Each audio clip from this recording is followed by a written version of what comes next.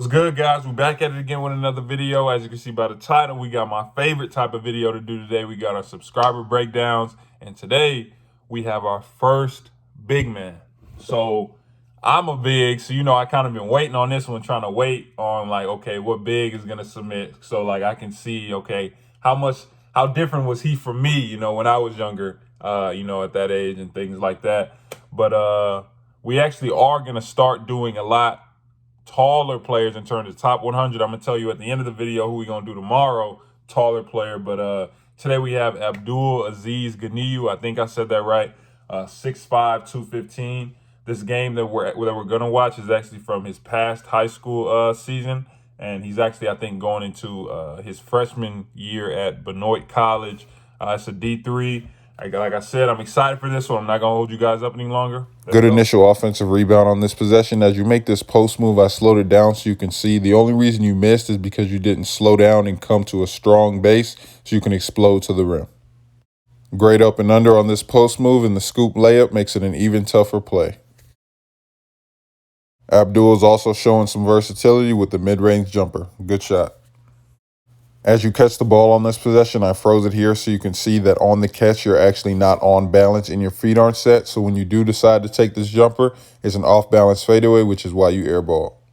As you're guarding on the post, I see you have an arm bar. Make sure you utilize that to make the offensive player go where you want him to go, not where he wanted to go, like you did on this possession. Great job on this possession, recognizing the difference in quickness on this move right here. Also great physicality getting him off you for the layup. I want all of you guys, as well as Abdul, to notice the difference between this possession and the one at the beginning. On this play, you come to a strong base and you're on balance, so you explode through the defender, and that's why you finished. Make sure you slow down and lock in on layups like this because that's the only reason you're missing, but great second effort on this possession, getting the foul. Again, whenever you come to a strong base and explode through the defender, it's an and one. Great move here, especially with the score and the time left in the game. Okay, first off, thanks to Abdul for being the first big to submit his film to the breakdowns. But bro, it's kind of crazy to see, to watch, because you are the first big. So to watch a big or watch another player and be like, dang, I kind of see myself.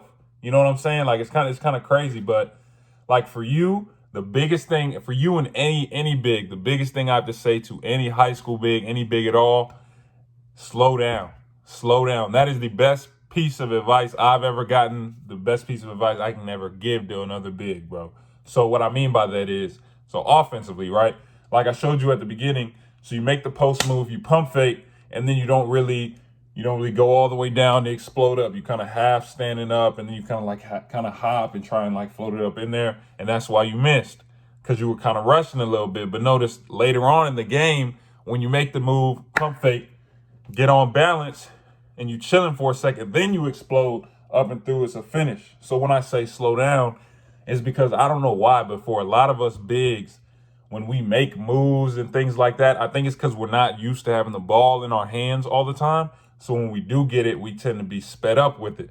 So we want to make our post moves at 100 miles an hour, and we want to make all of our layups at 100 miles an hour. When it doesn't work like that, that's when you start to miss. So when my game started to change, or when I started to get a little better, is when I realized, okay, you can have pace playing as a big. It's okay to get the ball, hold it, wait, look around, then make your move, then dribble. Or then you know what I'm saying, give them the shoulders, pump fake, then they jump. You can still wait, then explode. You know what I'm saying? If you do all that and you have pace with it, your field goal percentage will go up. I promise you'll start finishing way more, everything like that.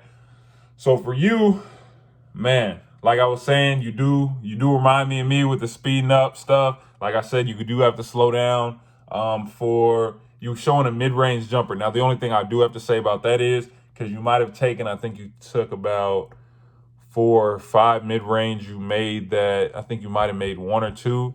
But one thing I do have to say is, when you're missing them, when you're not making them, because I think you missed maybe your first 2. You made the third, but you missed the first 2. What I have to say is, don't get, I know once you start shooting them, you're like, oh no, I gotta make one. You know what I'm saying? But don't get caught up in it, right? Because a lot of the time, if you're taking jumpers as a big, Like, it's kind of like what people say, you know, Joel Embiid does in the league. Like, you can be dominant, but you fall in love with the jumper. Like, for you, if it's not falling, you have the ability to put it down. Like, you showed that.